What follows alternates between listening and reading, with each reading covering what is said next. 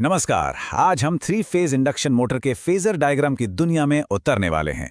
अच्छा, इसे मोटर का इलेक्ट्रिकल पोर्ट्रेट या कह लें कि उसका इलेक्ट्रिकल सिग्नेचर भी कह सकते हैं। ये वो तस्वीर है जो उसके अंदर चल रही हर एक चीज के बारे में बताती है। तो चलिए इस इलेक्ट्रिकल सिग्नेचर को परत दर परत खोलते हैं।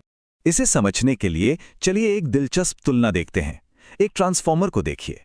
इसमें वर्किंग करंट यानी IW सप्लाई वोल्टेज V1 के साथ बिल्कुल कदम से कदम मिलाकर चलता है, मतलब दोनों एक ही फेज में होते हैं। लेकिन इंडक्शन मोटर की कहानी बिल्कुल अलग है। यहां देखिए, वर्किंग करंट और सप्लाई वोल्टेज के बीच एक गैप है, वो एक साथ नहीं चल रहे। तो सवाल यही उठता है कि आखिर ये फर्क है क्यों? एक ट्रांसफॉर्मर और एक मोटर दोनों ही तो इंडक्शन के सिद्धांत पर काम करते हैं, फिर भी इनके इलेक्ट्रिकल बर्ताव में इतना बुनियादी अंतर क्यों है? इस सवाल का जवाब मोटर के इलेक्ट्रिकल ब्लूप्रिंट में छिपा है, और वो है इसका इक्विवेलेंट सर्किट। ये सर्किट ही है जो हमें मोटर के अंदर झांकने और उसकी इलेक्ट्रिकल गतिविधियों को समझने का मौका देता है। तो मोटे तौर पर देखें तो इस सर्किट के तीन खास हिस्से हैं।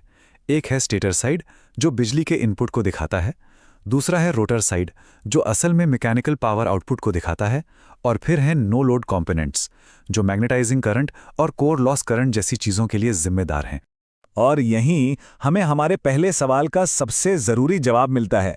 देखिए, एक आइडियल ट्रांसफार्मर से अलग एक मोटर में हम स्टेटर वाइंडिंग के रेजिस्टेंस और रिएक्टेंस को नज़रअंदाज नहीं कर सकते।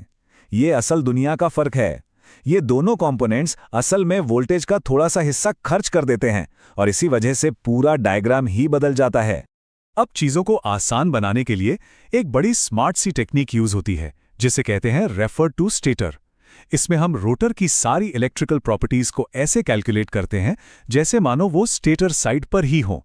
इसे ऐसे समझिए जैसे दो अलग अलग देशों की करेंसी को एक ही करेंसी में बदल लेना, ताकि हिसाब किताब आसान हो जाए। इससे हमें एक सिंगल यूनिफाइड सर्किट मिल जाता है। ठीक है, तो अब जब सारी तैयारी हो गई है तो चलिए बनाते हैं वो इलेक्ट्रिकल पोर्ट्रेट। हम इसे वेक्टर दर वेक्टर यानी एक एक करके तैयार करेंगे। इस डायग्राम को बनाने के लिए हम ये 6 आसान से स्टेप्स फॉलो करेंगे। पहले नींव रखेंगे, फिर इंड्यूस्ड वोल्टेज जोड़ेंगे, फिर रोटर साइड को लाएंगे, करंट्स को मिलाएंगे, स्टेटर के नुकसान का हिसाब लगाएंगे और आखिर में सप्लाई वोल्टेज तक पहुंचेंगे। तो चलिए शुरू करते हैं। सबसे पहले हमारी नींव, हमारा रेफरेंस पॉइंट, वो है फ्लक्स यानी फाई। इसी के साथ साथ चलता है मैग्नेटाइजिंग करंट I म्यू, जो मैग्नेटिक फील्ड बनाता है। फिर आता है इंड्यूस्ड स्टेटर वोल्टेज E1, जो फ्लक्स से ठीक 90 डिग्री पीछे चलता है। और इसी वोल्टेज के फेज में होता है कोर लॉस करंट IW। अब आती है रोटर की बारी।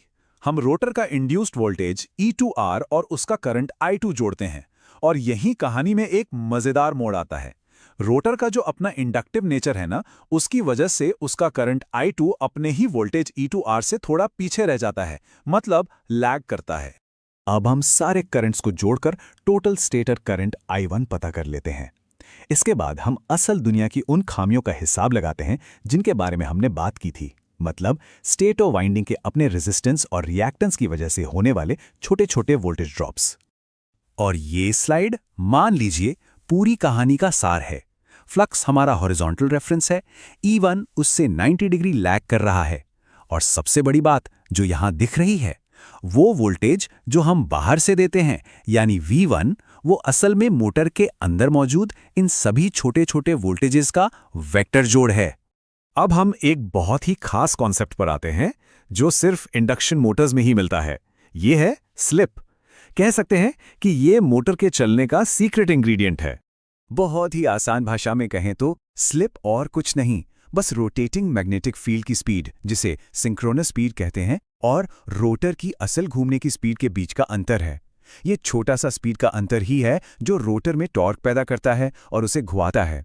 और इसे कैलकुलेट करने का एक सीधा साधा फॉर्मूला भी है। हम सिंक्रोनस स्पीड और रोटर स्पीड के अंतर को सिंक्रोनस स्पीड से डिवाइड कर देते हैं। तो चलिए एक सवाल पर सोचते हैं। जब मोटर बिल्कुल रुकी हुई हो, मतलब जब उसे बस स्टार्ट ही कर रहे हों, तो उस वक्त स्लिप की वैल्यू क्या होगी? इसका जवाब है 1, पूरा का पूरा 1। और इसके पीछे सीधा सा लॉजिक है। जब मोटर रुकी है तो उसकी रोटर स्पीड यानी NR 0 है। अब इस वैल्यू को फॉर्मूले में रखकर देखिए, स्लिप की वैल्यू ठीक 1 आ जाएगी। और हाँ, ये एक बहुत ही कॉमन सवाल है जो अक्सर एग्जाम्स और इंटरव्यू में पूछ लिया जाता है। तो चलिए अब इन सारे टुकड़ों को जोड़कर पूरी तस्वीर देखते हैं और समझते हैं कि ये फाइनल फेजर डायग्राम हमें आखिर क्या कहानी सुनाता है। तो आखिर में इस पूरे डायग्राम से हमें क्या सीखने को मिला? सबसे पहली और बड़ी बात, ये हमें साफ साफ दिखाता है कि सप्लाई वोल्टेज और वर्किंग करंट एक ही फेज में क्यों नहीं होते। दूसरी बात, ये हमें इलेक्ट्रिकल एनर्जी के मैकेनिकल काम में बदलने का पूरा नक्शा दिखाता है। हर वेक्टर, उसकी लंबाई और उसका एंगल एक असली नापी जा सकने वाली इलेक्ट्रिकल प्रॉपर्टी को दिखाता है। ये सच में मोटर का चलता फिरता इलेक्ट्रिकल सिग्नेचर है। इसे कुछ इस तरह भी कह सकते हैं कि ये डायग्राम सिर्फ कुछ लाइनों का कलेक्शन नहीं है, ये उन ताकतों का एक जीता जागता नज़ारा है जो मोटर को घुमाने के लिए जिम्मेदार हैं। अभी हमने जो भी समझा वो मोटर की एक खास स्पीड पर था, लेकिन जाने से पहले एक सवाल। जरा सोचिए, अगर चलती हुई मोटर पर मैकेनिकल लोड अचानक से बहुत बढ़ जाए तो इस पूरे इलेक्ट्रिकल पोर्ट्रेट का क्या होगा? कौन से वेक्टर्स बदलेंगे और कैसे?